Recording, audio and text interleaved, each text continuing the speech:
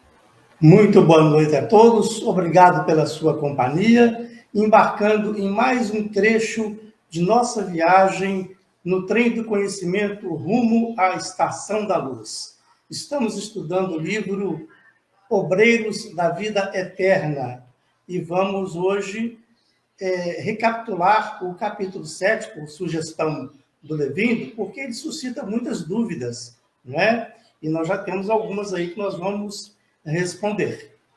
Perfeitamente. Alô, minha irmã, alô, meus irmãos, sejam todos muito bem-vindos à Estação da Luz para esse encontro formidável, né, não? É com verdade. Jesus, o nosso meigo amigo. Então, sejam todos muito bem-vindos e nós convidamos você a propor sua pergunta ou observação. Utilize o WhatsApp que está no convite e faça a sua pergunta e, na medida de nossas possibilidades, nós vamos responder, sempre na semana seguinte. Mais uma vez, boa noite a todos e a todas. Sintam-se todos e todas abraçados e acolhidos aqui pela gente. Hoje vocês estão observando que a nossa imagem está um pouco diferente. O Levindo está aqui no meio, o João e eu, a gente está na beiradinha. Nós estamos fazendo aí umas modificações técnicas e esses ajustes levam um tempo. Então, na próxima semana, a gente já deve estar com um ajustezinho mais adequado e tal. Mas o importante é a mensagem, né, a ser passada. Então, vamos lá, vamos às perguntas. Aí as perguntas é com o João, né? Isso. Vamos lá. Começando, então, na primeira pergunta, que ela se desdobra em 3 interrogações. O sacerdote ou pastor estão livres de julgamentos? Eles vão direto para o céu quando morrem? Eles têm o poder de perguntar, de perdoar? São 3 perguntas dentro de uma só, né? Exatamente. Então, vamos responder por partes. Primeiramente, não existem tribunais no plano espiritual. O que ocorre é que o próprio espírito, assim que reconhece suas culpas, julga a si próprio e procura os meios de se redimir. Já na segunda parte da pergunta, a doutrina espírita esclarece que o céu nem o inferno são lugares circunscritos. Eles são, na verdade, estados da alma, do espírito, encarnado ou desencarnado. E na terceira parte da pergunta, o poder do perdão não é exclusivo dos padres. Este é o conceito católico. Mas qualquer um de nós podemos e devemos perdoar infinitas vezes, como recomendou Jesus. A segunda pergunta, se a confissão pode nos livrar da culpa. E a resposta é: de forma alguma a confissão nos livra da culpa, mas o reconhecimento das nossas culpas é o primeiro passo para a remissão. Trata-se de um processo composto por 3 fases: reconhecimento da culpa, arrependimento e expiação. É só a gente estudar lá, no Livro dos Espíritos, da questão 990 à questão 1002. Fala um pouquinho sobre isso. Ô, João, eu queria fazer uma observação pelo seguinte: no livro, né, eles aqui estão se referindo naturalmente ao padre Domênico, né? E ele vai dizer: o padre Domênico foi envenenado porque ele desrespeitou o lar de um fiel da igreja. E esse fiel acabou surpreendendo ele e a esposa em flagrante. Ele não falou nada, saiu de voada, né? E passou no comércio e comprou um vinho, porque sabia que o padre gostava muito de vinho. E colocou o veneno dentro do vinho. Ele chegou da noite de aventura e foi logo na garrafa de vinho e foi bebendo. Aí a morte também foi súbita, imediata. Mas ele está lá argumentando, principalmente com a Luciana, de que antes dele morrer, ele se confessou com o Monsenhor Pardini. Então, no entendimento dele, ele não tinha pecado nenhum, porque o Monsenhor Pardini tinha perdoado ele. Então, você veja que há aí um grande engano, né? Não? Por isso que gerou essa pergunta. Exatamente. Se eu derrubei o muro, a minha obrigação é refazer o muro. Não adianta perdoar, não, tem que refazer. É, né? A parte expiatória que o João acabou de citar. Né? Exatamente, a expiação. Aí por isso a gente vê, inclusive, muita gente, muitos deficientes que estão expiando os seus erros do passado. Ou não, eu não sei bem assim detalhadamente, mas uma mãe procurou o Chico Xavier para entender por que o filho dela ele tinha um problema nas 2 pernas e agora o médico queria cortar o braço com uma doença que ele estava. Aí o Emmanuel explicou ao Chico que aquele nosso irmão fora suicida 3 vezes em seguida. E agora ele nasceu sem as pernas para não ter a possibilidade de caminhar até, vamos dizer assim, um penhasco e se atirar, né? Então, e provavelmente ele já tinha a intenção de reincidir no suicídio e agora é passar pela amputação das mãos. Das mãos, exatamente. Então, rapaz, a vida é muito séria mesmo. E nós, a todo instante, devemos aprender a agradecer em vez de reclamar. Porque, não, voltando, inclusive, a um assunto da semana passada, que existe assim, um comentário geral: fulano nasceu assim, castigo de Deus. Castigo de Deus, nada. Ele está expiando a sua própria culpa. Aí, João, vamos para frente. Exatamente.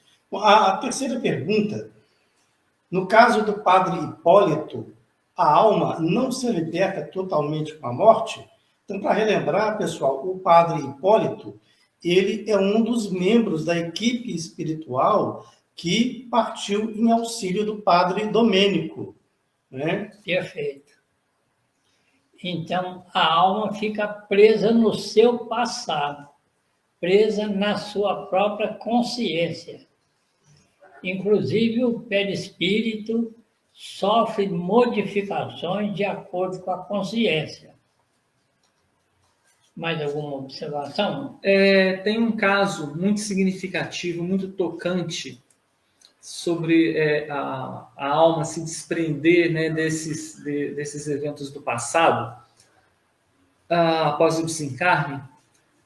No lar de Frei Luís, no Rio de Janeiro, conta o médico e escritor Dr. Paulo César Frutuoso, que se manifestou certa vez, eu acho até que mais de uma vez, lá para receber atendimento, um espírito que tinha sido carrasco na Idade Média. Perfeito. E ele não era somente alguém que era obrigado a fazer aquilo, ele gostava daquele papel, se sentia poderoso, se sentia bem dessa forma. Então ele botava aquela roupa de carrasco e tal, com capuz e tal. Essa roupa ficou como que se fosse chumbada no perispírito dele. Exatamente. E ele não conseguia agora reencarnar para poder passar por tratamentos imerso no mundo material. Ele estava sendo tratado da forma que era possível no mundo espiritual, para primeiro ele deixar com que aqueles traumas ficassem mais leves e aquela roupa que estava presa no perispírito dele se dissolvesse. Se desprendesse. Por que aquela, entre aspas, roupa estava presa no perispírito dele? Porque foi com aquela roupa que ele fez tanto mal. E ele tinha consciência disso. Pois é. E, inclusive, o Dr. Paulo César Frutuoso conseguiu fotografar esse espírito materializado. Sim.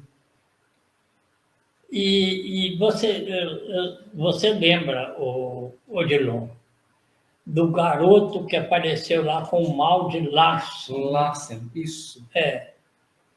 Gente, isso é uma situação terrível, porque as juntas desconectam todas e é uma dor terrível. Então, esse jovem que apareceu lá, o que ele foi na encarnação passada? Também foi um carrasco.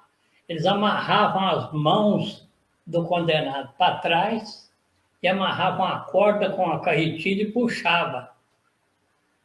E depois soltava a corda e prendia abruptamente, era aquele impacto terrível, quebrava tudo, né? Exatamente. E a pessoa morria de hemorragia. E veja, hoje a condição expiatória não é de quem desencarnou assim. Não. Se ele já, entre aspas, entrou no processo de perdão, ele já começa a se libertar disso. Quem não havia ainda passado pelo processo do perdão são essas pessoas que vieram com reencarnações expiatórias para então conseguir se libertar dessas cenas mentais. Isso. Eu conheci um homem, interessante. Ele não ficava em pé.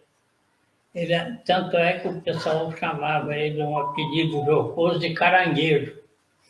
Que ele só andava de lado, sabe? Não conseguia ficar em pé. Evidentemente que a gente que já tem essa compreensão, quando vê um caso desse, a gente até pede a Jesus que perdoe aquele irmão, né? Mas a gente sabe que boa coisa ele não fez ontem, né? Exatamente. E ainda com relação a esta pergunta, é bom a gente lembrar que nessa questão do desenlace do espírito ao corpo, na hora da morte, né, o tempo desse desenlace, ele é diretamente proporcional ao progresso espiritual do indivíduo. Então, quanto mais desapegado da matéria é o indivíduo, mais rápido vai ser essa libertação, esse desenlace. Sim, do espírito com até o corpo material dele. Até para desencarnar, né, isso está contando. Pois é. Vamos à próxima pergunta, João? Vamos, aí já é com vocês. Tá bom. Deixa eu ver aqui, é a número 4. Número 4. Após a morte, sentimos fome e sede, frio e calor? Ou não? Sente. O André Luiz, inclusive, lá no livro Nosso Lar, enquanto ele estava lá no umbral, ele falou que sentia muito frio, muita sede e muita fome. Por quê? Porque a pessoa ainda está apegada aos velhos hábitos. Estou acostumado a almoçar e jantar todo dia, né? Então, até a gente desconectar essas coisas do pensamento... Tomar uma Coca-Cola? Exatamente. Então, a gente vai sentir muita falta, né? Referente a Nosso Lar, o Levindo tocou num assunto muito interessante. Os mentores, dirigentes de Nosso Lar, eles falaram, olha, o pessoal que já está aqui há algum tempo, já está habituado ao mundo espiritual, não precisa mais de receber aquela sopa reconfortante, né? Aquele alimento fluídico para o conforto daqueles que ainda sentiam fome. Que essa sopa reconfortante ia ser servida somente para os recém-chegados, ainda em período de adaptação. Então, houveram reuniões, houveram palestras, houveram cursos, vários tipos de conteúdos de informação para aqueles espíritos que já estavam lá adaptados há mais tempo, pararem de, entre aspas, andar atrás de comida. Mas o pessoal estava resistente. O pessoal continuava... Ficaram rebelde. Aí determinaram, a partir de hoje não tem mais comida em Nosso Lar. O que aconteceu?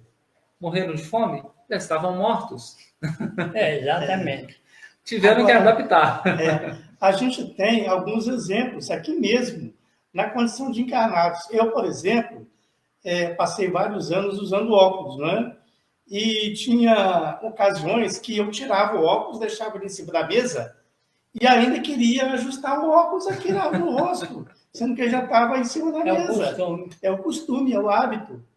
A gente sente que ainda está com óculos na cara. Eu ia contar que muitas vezes eu estou procurando o óculos e ele está pendurado aqui, mas eu não vou contar não, porque isso pode ser um passo a mais para a internação psiquiátrica. Pois é. Vamos em frente. Vamos em frente. Próxima pergunta. Sim. O processo de leitura mental é o mesmo para desencarnados e encarnados? Sim.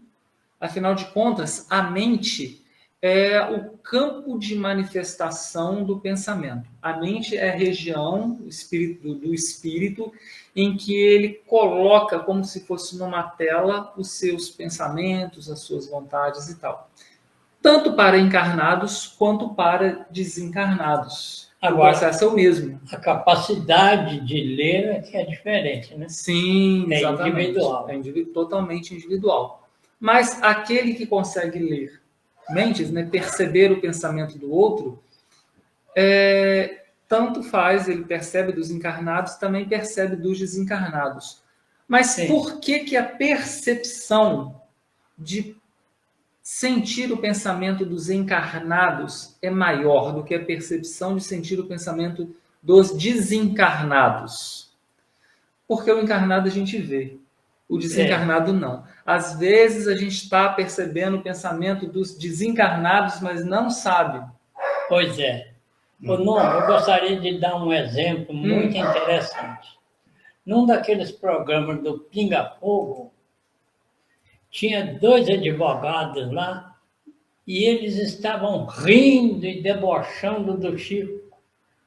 O Chico, evidentemente, não se irritava. E aí ele psicografou 2 mensagens, uma em português e outra em inglês. E chamou nominalmente cada um para entregar a mensagem. Pronto, aí acabou a farra. Acabou, eles sossegaram. Muito bom, muito bom. Então vamos em frente, né? Quando um desencarnado atinge nível vibratório suficiente para ver os espíritos de grau superior ao dele, como aconteceu com o padre Domênico, ele também se torna capaz de fazer a leitura mental? De forma nenhuma. De forma A nenhuma. leitura mental é um processo que acontece de cima para baixo. Os mais evoluídos, principalmente do ponto de vista moral, são aqueles que melhor conseguem perceber os pensamentos daqueles que ainda não estão no seu patamar vibratório. Mas os que estão em patamar vibratório mais baixo não conseguem perceber nem as vibrações e radiações mentais dos espíritos superiores e muitas vezes não percebe nem a presença deles. O próprio espírito André Luiz, no umbral, durante o tempo que esteve lá, antes de ser resgatado, estava com o mentor espiritual do lado todo o tempo, mas o André não percebia a presença dele, não via. É o que aconteceu com o próprio padre Domênico nesse capítulo, né? Que no início ele não conseguia ver a equipe espiritual. Exatamente. Então, gente, a gente até recomenda a vocês que leiam e releiam esse capítulo 7. É muita informação, né, não? Exatamente. É uma síntese, o capítulo inteiro é uma verdadeira síntese, né? Vamos para a próxima? Agora, a próxima também é muito significativa. Sim. Quais as diferenças entre telepatia, mediunidade e leitura mental? Olha só, a leitura mental, vocês imaginem o seguinte, a telepatia. A telepatia é a capacidade que as pessoas têm de se comunicar com a outra sem a necessidade de estarem se vendo, sem a necessidade do uso do telefone. E a telepatia, quando é completa, ela é como se fosse um telefone. Eu falo, o outro que eu não estou vendo está lá longe me ouve, ele fala e eu também ouço. Então, há uma troca de informações, há uma troca de sentimentos, há uma troca. Não é algo que só vai ou só vem. A leitura mental, ela só vem. Se eu fosse aqui dotado dessa mediunidade, eu poderia ler a mente do João ou do Levindo. Mas eles não saberiam que eu estou lendo a mente e nem eles conseguiriam ler a minha. Por quê? Verdade. Se eu ler a mente do João e do Levindo e eles lerem a minha assim ao mesmo tempo, já não é leitura mental, é telepatia. Exatamente. E tanto a leitura mental quanto a telepatia são expressões da mediunidade. Eles não têm essa categoria mediúnica estudada mais claramente, porque não são comuns ainda, né, no nosso mundo, na nossa faixa evolutiva, nessa nossa fase do desenvolvimento espiritual. Mas todas as percepções que transcendem os limites da materialidade podem ser consideradas como percepções mediúnicas. Perfeitamente. E a gente lembra lá do livro Entre a Terra e o Céu, quando o Clarencio, ele se comunica com a irmã Clara, né? Isso. Lembra daquele processo obsessivo da Zulmira, né? Ele chama Obsedada Clara pela para ela Aldina. vir interceder naquele momento. Interceder, exatamente. Então, aquilo ali foi um fenômeno de telepatia. Exatamente. Agora tem uma pergunta aqui muito significativa também. Sim. E curiosa. Por que, no plano espiritual, não podemos esconder os nossos pensamentos? Olha, pensamento é uma força criadora. E não precisa nem estar no plano espiritual, não. No plano material também, para os espíritos que estão próximos a nós, a gente não consegue esconder os pensamentos. Porque tudo aquilo que a gente pensa, a gente plasma na nossa mente. Ou seja, a gente monta a cena na nossa mente. E a nossa mente é o campo de expressão do espírito, da mesma forma que a palavra falada, para aqueles que são capazes de falar, é um dos campos de expressões do pensamento. Então, pensar no mundo espiritual é tão claro ou mais do que falar enquanto encarnado. Exatamente.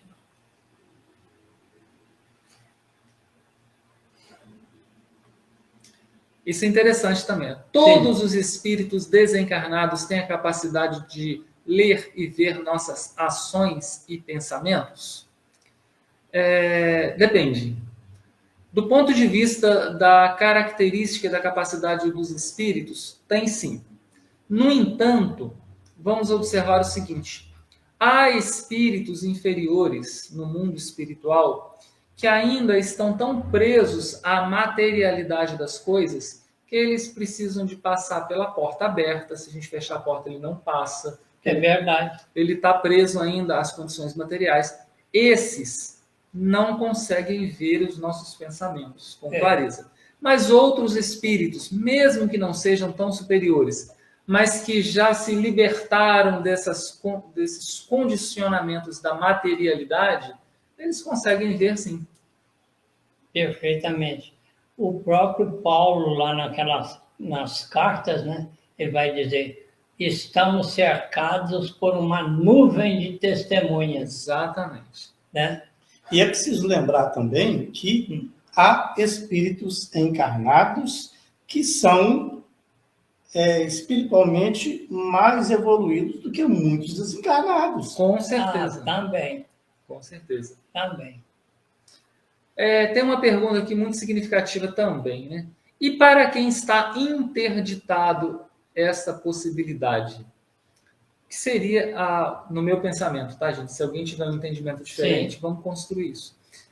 A interdição, ela pode acontecer em duas esferas. Sim. Ela pode acontecer na esfera das provações, da mesma forma que a gente pode reencarnar com a interdição de falar, né? A gente falou demais na encarnação anterior e agora a gente pede para vir mudo, para ver se fala menos besteira. Então a gente está interditado naquele momento. Os espíritos, no mundo espiritual, eles também passam por alguns tipos de interdição. Só que lá, ninguém pode falar, a partir de agora você está mudo. Que tipo de interdição esses espíritos passam? Manda reencarnar. Exatamente. As reencarnações expiatórias. Fala assim, olha, aqueles três lá, né? Levindo, João e Odilon. Eles podem reencarnar agora com uma condição intelectual melhor. Então, eles liberam a gente para uma maior manifestação intelectual enquanto a gente está encarnado. Então, a gente nasce com inteligência diferenciada, nasce com facilidade de estudo e tal. Mas suponha que a espiritualidade olha e fala, misericórdia, aqueles três lá, alguém tem que parar eles, porque eles só estão fazendo M, né? Só estão fazendo lenha. Vem os três, né? A inteligência é um atributo do espírito. Ninguém tira a nossa inteligência. Mas vem nós três, reencarnados lá no meio do Nordeste, no meio da Caatinga, numa comunidade rural, onde nós não vamos, lamentavelmente, ter a possibilidade de uma educação bem feita, uma escola bem equipada, professores bem aparelhados, ou seja, nós não teremos instrumentos para desenvolver nesta encarnação a inteligência que a gente tem. Então, nós estamos numa condição expiatória interditados. Interditado, perfeito. Então, não. Ainda tem mais uma, né? Ainda tem mais uma. Tem algum processo pelo qual ninguém possa penetrar meus pensamentos? Olha, não. No entanto, os espíritos superiores, eles respeitam demais a nossa privacidade. Demais. Se nós estivermos conectados aos espíritos superiores, isso é tranquilo. Mas se a gente estiver conectado ao pessoal do barulho... meu filho. Aí a casa está toda aberta, né? Exatamente, né? Sabe aquele ditado, diga-me com quem andas, eu te direi quem és? Pois é. O contrário também, diga-me quem és, eu te direi com quem andas. Exatamente. É verdade. Então, não, eu Acho que agora acabou. as perguntas acabaram. Ok. Mas esse capítulo 7, ele é muito interessante e vai, vamos dizer assim, fazer uma revisão do Padre Domênico, para você ver quanta lenha o Padre Domênico fez. Então, João, vamos lá, vamos ver lendo se a gente até consegue. quando dá Eu vou tempo. virar aqui para lá para o João para vocês acompanharem a Isso, leitura Tá certo, dele. eu vou lendo aqui no meu computador. Bom, Perfeito. começando então pela fala da Luciana. Padre Domênico, vossa dor permanece repleta de blasfêmia e desespero. Proclamais que as forças celestes vos abandonaram ao tenebroso fundo do abismo. E porventura não é assim? Nega-me o direito de reclamar? O Evangelho não tem palavras de mel para o ato de Judas. Deverei, por minha vez, louvar os que me traíram? Não, Domênico. Vossos amigos não cogitam de criticar instituições, desejam tão somente amparar-vos. Não concordais no vosso desvio da conduta cristã? Terias de fato agido como sacerdote fiel aos sagrados princípios esposados? Oh, que perguntas! A organização religiosa que servi prometeu-me honras definitivas. Não ministrava o Santíssimo Sacramento? Não fui recomendado ao céu? Apesar de tais protestos, o padre Domênico já acusava sinais de transformação íntima. As igrejas, meu amigo, são sempre o roteiro de nosso encontro divino com o Pai de infinito amor. Ensinam a bondade universal, o perdão das faltas, a solidariedade comum, mas e os nossos crimes e fraquezas? E a confissão? Tornou Domênico, visivelmente impressionado com as palavras ouvidas. Monsenhor Pardini, ouvi-me antes da morte e absolveu-me.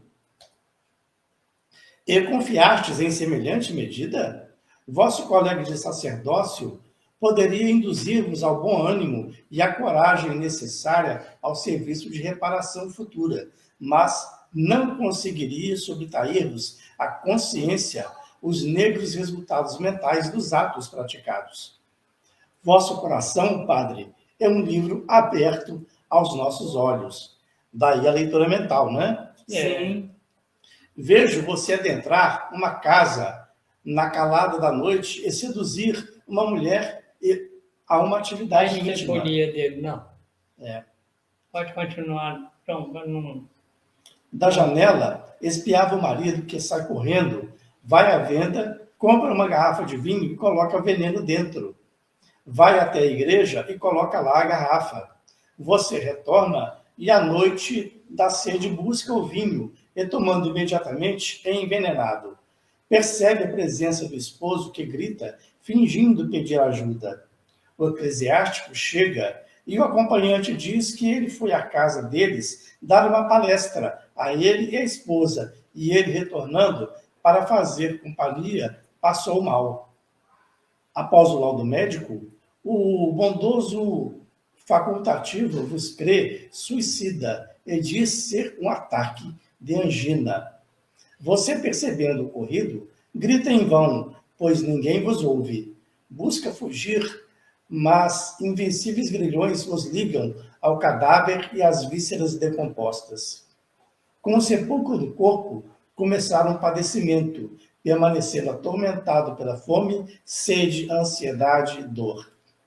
Sinto que a entidade sofredora de uma mulher vos visita o sepulcro e estende braços horrendos.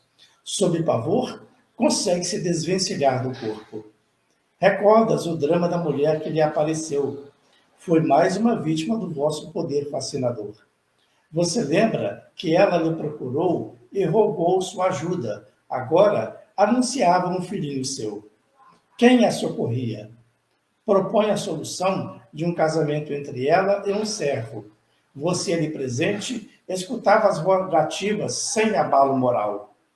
Ela retorna ao lar e envenena-se com formicida com sinais de loucura. Seu pai, no dia seguinte, o busca por necessidade sacerdotal. E ele, lá chegando, com um médico conhecido, pede que notifique ser morte natural com ruptura das veias. No dia seguinte, segue o funeral sem perceber o vulto da moça que o acompanha e outros vultos do pretérito, almas vingadoras que vos seguem. Só uma recomendação para todos vocês. Gente, existe na internet o filme Ghost. Assistam esse filme. É muito instrutivo, né? Vamos continuar, João, senão a gente não vai dar conta. Vejo também o leito de morte de seu pai, que deixou como último desejo legitimar filhos que ele teve em aventuras, garantindo-lhes o futuro próspero. Prometeu ao coração paterno que atenderia seu pedido diante de suas trâmites. Ele morre e você deposita num móvel o papel. Desde este momento, ele começou a te seguir, reclamando não tê-lo atendido. Outro perseguidor é um velho eclesiástico. Você propôs remunerar para ficar com a sua paróquia, pois queria se transferir para lá. Ele não aceita, diz estar velho e cercado de amigos, e que os médicos recomendam que fique no litoral, pois a atmosfera marinha facilita o esforço do coração e quer muito morrer lá. Você sai dali e conversa com o arcebispo e, subornando amigos, consegue que ele mude o velho para as montanhas, onde rapidamente morre. Desde então, tem te odiado e seguido, perdendo-se no desejo de vingança. Vejo uma mulher que desencarnou depois de uma cirurgia dos olhos. Foi sua vítima do seu fascinante poder de dominação. Em uma manhã, ela bate à porta já envelhecida, acompanhada de uma criança de 10 anos pedindo ajuda. Diante de sua frieza, ela te relembra do filho que deixaste nos seus braços. Lutara para manter o filho à custa de serviço honesto, mas adoecera e estava cega, implorando seu socorro, pois o menino, também doente, abeirava-se da morte com tuberculose. Você tocou uma campainha e o servidor trouxe cães bravos que ameaçavam os pedintes. É espelho de porco mesmo. Era assim. Ambos morrem sem recursos e ela deseja vingança. Olha a quantidade de inimigos que a gente arruma enquanto encarnados, né? Exatamente. Que horror, diz Luciana. Vejo uma diferente mulher de olheiras fundas e negras vestes. Ela grita: basta, basta. Soluços atrozes rebentaram do peito opresso. Depois de uma longa crise de choro, Zenóbia pede a Hipólito que semeasse novas ideias no terreno consciencial arado pela dor. Ele dizia: existe então justiça divina anotando-nos as faltas? Há cadastros? Trazemos na própria consciência o arquivo. Nesse instante, Ernestina, sua mãe, se fez presente e ajoelha em oração. Comoventes gritos: mamãe, mamãe, ajuda-me, perdoa-me. Filho, não sei se foste criminoso, só sei que te amo. Mas, mãe Zenóbia, terá me esquecido? E a mãe diz: não, meu filho. Ela, em esferas superiores, pede a Jesus pelo seu auxílio. Mãe, desde a infância tinha um sublime compromisso. A primeira mocidade foi um paraíso de promessas mútuas. Se ela não tivesse esposado outro, eu não teria vivido isso. Dominado pela dor de perdê-la, acreditei que a religião me ofereceria refúgio contra as tentações. Filho, quem teria sido mais vítima? O homem jovem forte que se recolheu livremente à organização religiosa, que poderia ter feito 1000 projetos no bem, ou a pobre menina forçada pelas circunstâncias da luta terrestre a desposar um viúvo rodeado de filhinhos aos quais deveria dedicar-se à categoria de mãe. Completa a comissão, pusemos-nos em marcha. A sombra tornava-se novamente densa. Aqui já entramos no capítulo 8, Levido. Já, exatamente. Então, o capítulo 8 nós vamos deixar para semana que vem. Semana, né? exatamente. Ok. Ou não, mas a gente fica pensativo Por exemplo, você quer ver? Tanto o padre, né, que faz essas promessas lá no altar, nada contra a religião, né? Mas faz as suas promessas lá no altar, e também os pastores evangélicos, o que eles prometem, né? Então, gente, nós temos que ficar espertos. Por isso, nós vamos te recomendar novamente. Leia o capítulo 7 de Obreiros da Vida Eterna. Leia mais vezes. Um amigo conversando com o Jerônimo era aquele aleijado, né? Jerônimo Mendonça. Mendonça, sobre a leitura da obra do André Luiz. Aí ele falou, eu estou inteirando 57 vezes que eu li a obra do André Luiz. E eu acho o seguinte, que essas 57 vezes ainda é pouco, viu? Vocês aproveitem enquanto estamos aqui na Terra. Eu, pessoalmente, acho que eu trabalhei demais e li de menos. Hoje tenho grande dificuldade na visão e não consigo ler mais. Não consigo ler um livro de novo. Então você vê. Está interditado, né? Está interditado.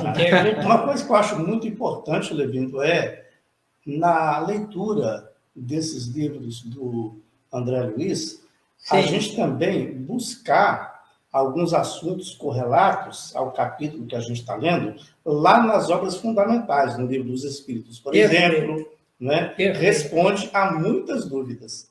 Exatamente. Então você veja. Mas a recomendação é válida. Vamos ler e reler. Tem muita coisa boa, né? Inclusive, um livro que eu tenho, que eu ganhei, é A Face Oculta da Medicina. Dr. Paulo César Frutuoso.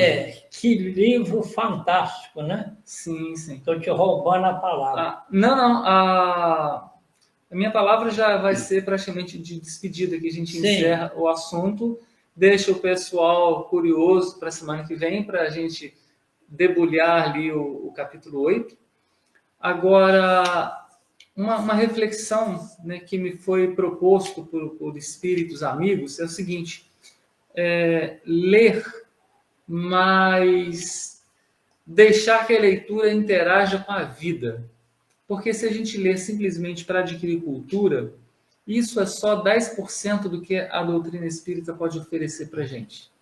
Pois é. O conhecimento espírita vai muito além de nos deixar cultos, né?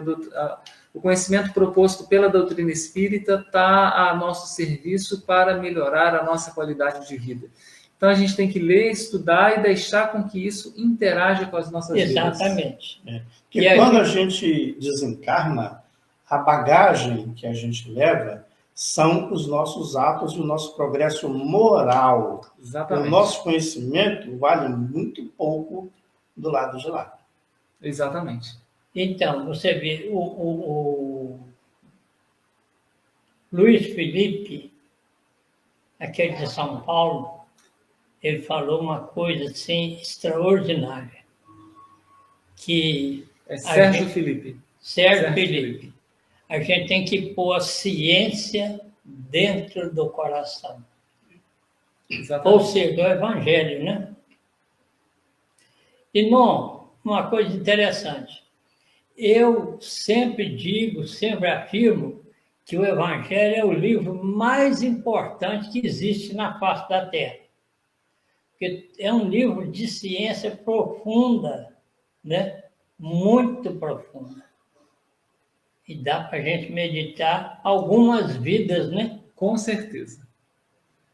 Meus amigos, vamos encerrando por aqui. Faltam alguns minutinhos, mas a gente deixa esse tempo para o pessoal que está em casa meditar também. Porque eu acabei ficando preocupado com o tempo, né? E li muito rápido o capítulo 7. Não, mas tá bom. É bom que a gente encerrou esse assunto, reviu o assunto. A dia 16, né? Isso, 21 e 16. A gente vai encerrando por aqui, agradecendo a presença de todos que nos acompanharam. e dizendo que deixem suas perguntas, fica passando aí na telinha, né, o contato para vocês deixarem suas perguntas. Na semana que vem retornamos agora com o capítulo 8. Perfeitamente. Gente, uma boa noite para todos, um ótimo final de semana e nós agradecemos imensamente pelas perguntas e pela presença. Juntos nós vamos fazer um programa cada vez mais produtivo, não é não? Exatamente. Isso aí. Né, João? Positivo. Muito obrigado a todos, uma boa noite e até a próxima sexta-feira. Fiquem com Deus.